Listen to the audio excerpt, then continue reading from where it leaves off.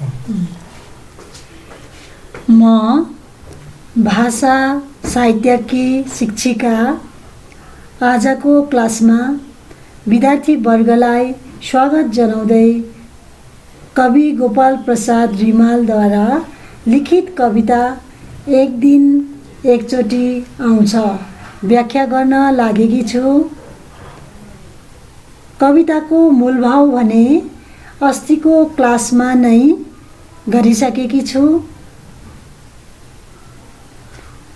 सर्वप्रथम कविताको छोटो भूमिका बताएर म व्याख्यापट्टि लाग्नेछु।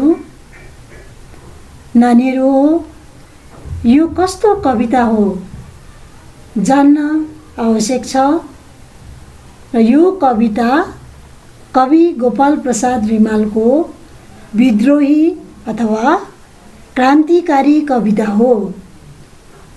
अब कविले यस कवितामा किन विद्रोही र क्रान्तिकारी भावना पोखे त भन्दा तत्कालीन समयमा नेपालमा राणाहरूको अन्याय अत्याचार दमन शोषण वा राणाहरूले गरेको कुशासनको अवस्था देखेर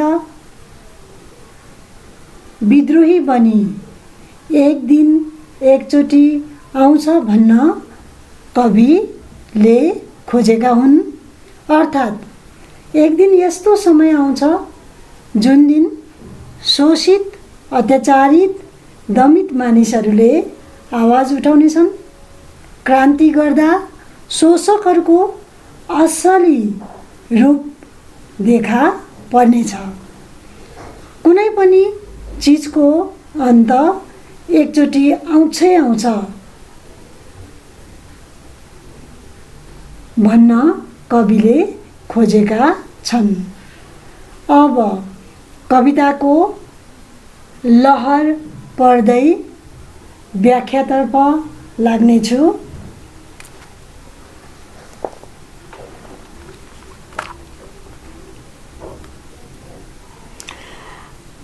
कविले शीर्षक राखेका छन् एक दिन एकचोटि आउँछ।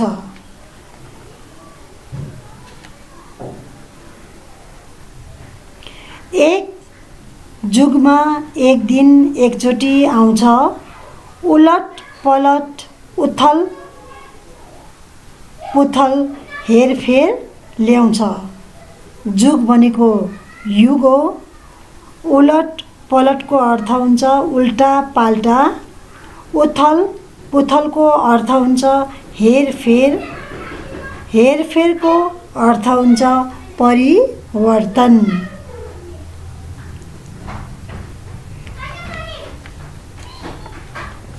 कवि गोपाल प्रसाद रिमाल पहिलो लहरमा क्रान्ति र विद्रोहको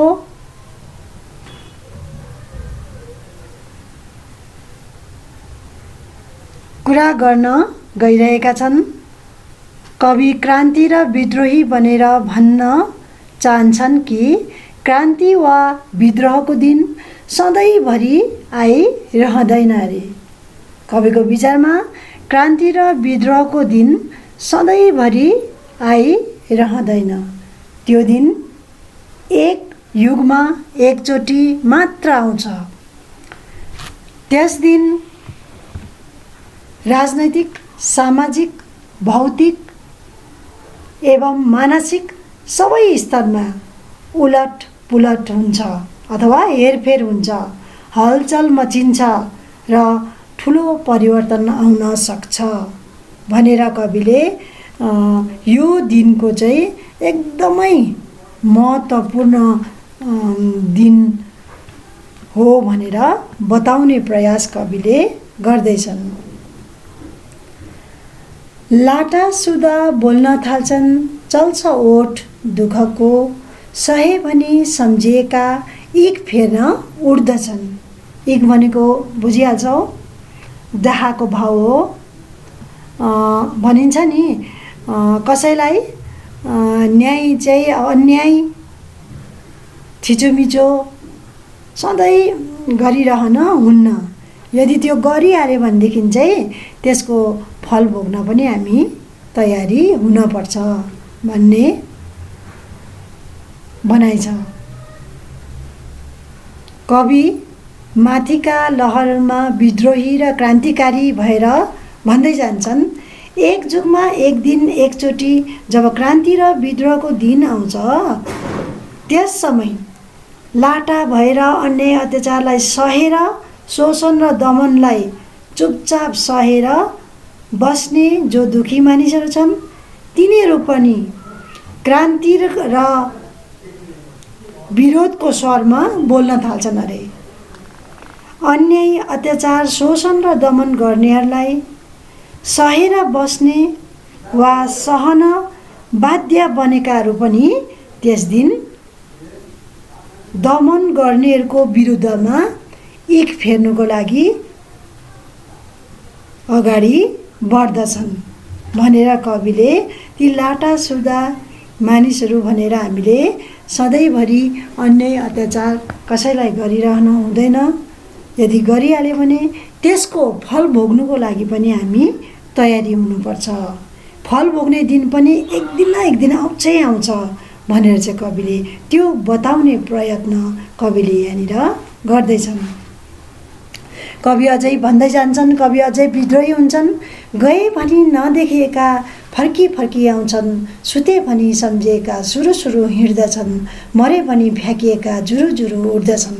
अब माथिका पङ्क्तिहरूमा कविले विद्रोही भावना यसरी पोखेका छन् कि एक युगमा एक दिन एकचोटि जब क्रान्ति र विद्रोहको दिन आउँछ अरे, त्यस समय अन्याय अत्याचार शोषण र दमनलाई सहन नसकेर आफ्नो गाउँ ठाउँ देश छरेर गएका मानिसहरू क्रान्ति र विद्रोहमा भाग लिनका लागि सुनेर मात्रै पनि उनीहरूलाई यस्तो जोस चल्छ कि म पनि क्रान्ति र विद्रोहमा भाग लिन्छु भनेर उनीहरू फर्की फर्की आउँछन् अरे। अचेत भई सुतेको जस्ता भएर बसेका मानिसहरू पनि सचेत बनेर ज्ञानी बनेर क्रान्ति गर्नेहरूसित म पनि साथ दिन्छु भनेर उनीहरू सुरु सुरु हिँड्न थाल्दछन् अरे।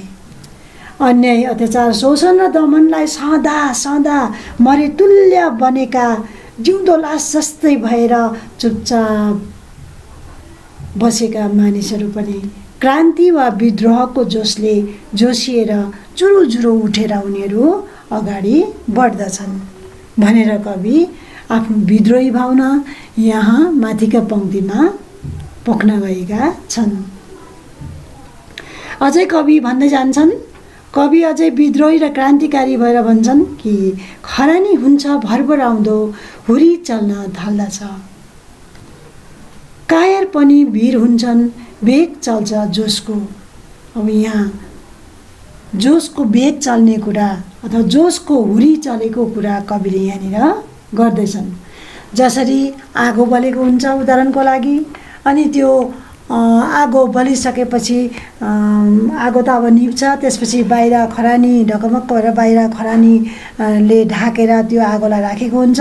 हामीले यसो हेर्दाखेरि त्यो आगोलाई हामीले देख्दैनौँ, तर जब कहीँबाट हावा आउँछ त्यति बेला त्यो हावा त्यहाँ पर्दाखेरि चाहिँ त्यो भित्रको आगोको रूप चाहिँ त्यहाँ डरलाग्दो भएर निस्किन्छ। त्यसपछि त्यो डरलाग्दो भएर दन्किन थाल्छ अथवा बल्न थाल्छ, डरलाग्दो रूप त्यहाँ आगोको देखा पर्छ। त्यस्तै एक जुगमा एक दिन एकचोटि जब क्रान्ति र विद्रोहको दिन आउँछ अरे, त्यस दिन क्रान्तिको हुरी जब चल्न थाल्दछ, त्यस दिन हुरीले अन्याय अत्याचार शोषण र दमनको पीरले सल्केर भुप्रो जस्तो बनेका मानिसहरूको मनको आगोलाई ढाकेर राखेको त्यो खरानी उडाएर लान्छ अरे। त्यसपछि लगिसकेपछि भित्रको जुन चाहिँ आगो हुन्छ त्यसलाई दन्काएर भरभराउँदो बनाइदिन्छ अरे। सहने मानिसहरू क्रान्तिको अग्नि ज्वाला बन्दछ। त्यति बेला जो सहने मानिसहरू छन् तिनीहरू क्रान्तिको आगोको ज्वाला जस्तो रूप लिएर उनीहरू निस्किन्छन् अरे। त्यस समय क्रान्तिको जोस चलेर जुन चाहिँ कायर डरछेरुवा भएर डरपोक भएर बसेको लाचार भएर बसेको मानिसहरू हुन्छन्, तिनीहरू पनि वीर हुन थाल्दछन् अथवा तिनीहरू पनि कायर मानिसहरू पनि त्यति बेला चाहिँ वीर बन्दछन्। र जब कायरको जोस भरिन्छ अरे, कायरहरूमा पनि जब जोस भरिन्छ अरे, त्यति बेला चाहिँ पाप गर्नेहरूको घडा चाहिँ फुट्दै जान्छ अरे। अथवा जो शोषितहरू छन्, शोषितहरू जब जाग्छन् त्यति बेला चाहिँ शोषकहरूको जुन चाहिँ करतुत छ त्यो चाहिँ उदाङ्गो भएर देखा पर्न थाल्छ अरे भनेर कविले माथिका लहरहरूमा आफ्नो विद्रोही भावना पोखेका छन्।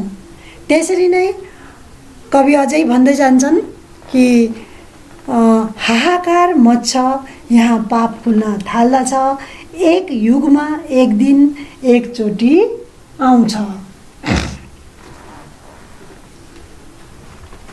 यो कवि गोपाल प्रसाद रिमालको अन्तिम लहरहरू हो र यी माथिका लहरमा कवि विद्रोही र क्रान्तिकारी बनी आफ्नो भावना पोख्दै जान्छन्। हाहाकार भनेको होहल्ला हो अथवा कोलाहल पनि भनिन्छ, होहल्ला पनि भनिन्छ। अब कविको यो अन्तिम लहरमा विद्रोही भावना, हाहाकार भनेको चाहिँ कविको विद्रोही भावनालाई यहाँ हाहाकार भनेर भनिएको छ र पाप खुल्न थाल्दछ भनेर कविले यहाँ भनेका छन्। कसको पाप खुल्न थाल्छ भन्ने यहाँ प्रश्न आउन सक्छ। जो अत्याचारीहरू छन्, जो दबाउने मानिसहरू, अत्याचार गर्ने मानिसहरू छन्, तिनीहरूको पाप खुल्न थाल्छ भनेर यहाँ भनिएको हो। र कवि विद्रोही भावना पोख्दै कविले अन्तिम लहरमा, कविताको यो अन्तिम लहरमा विद्रोही भावना पोख्दै कवि गोपाल प्रसाद रिमाल क्रान्तिकारी भएर भन्छन् कि क्रान्तिको दिन सधैँभरि आइरहँदैन, यस्तो दिन एक जुगमा एकचोटि मात्र आउँछ र त्यो दिन चाहिँ अवश्य पनि मानिसहरूको मौका फेर्ने दिन हो, इक फेर्ने दिन हो। तर जब त्यो दिन आउँछ त्यस दिन क्रान्तिको हाहाकार मच्चिएको हुन्छ। अन्याय, अत्याचार, शोषण, दमन गर्नेहरूको पोल खुल्न थाल्छन् अरे। जब इक फेर्छ त्यति बेला उनीहरूको पोल पनि खुलिँदै जान्छ। जब अत्याचारी शासकहरूमाथि जाइ लाग्छन् मानिसहरू, त्यति बेला चाहिँ उनीहरूको पोल पनि खोलिन्छ। तिनीहरूले गरेको पापको कर्मलाई डराएर चुपचाप सहेर बस्नेहरूले पनि त्यस दिन निडर भएर अन्याय अत्याचारी शासकहरूको पाप कर्मलाई खुलासा गर्न थाल्छन् अरे। अनि उनीहरू पाप भोग्न पनि उनीहरू तयारी हुन पर्छ अरे त्यस दिन। तर त्यो दिन एक युगमा एकचोटि मात्र आउँछ र त्यो एक दिनमा एकचोटि आएको दिनको यति ठुलो महत्त्व छ भन्ने कुराको व्याख्या चाहिँ कविले क्रान्तिकारी र विद्रोही भएर यस कवितामा उनले खुलासा गरेका छन्। यो भयो कविताको व्याख्या।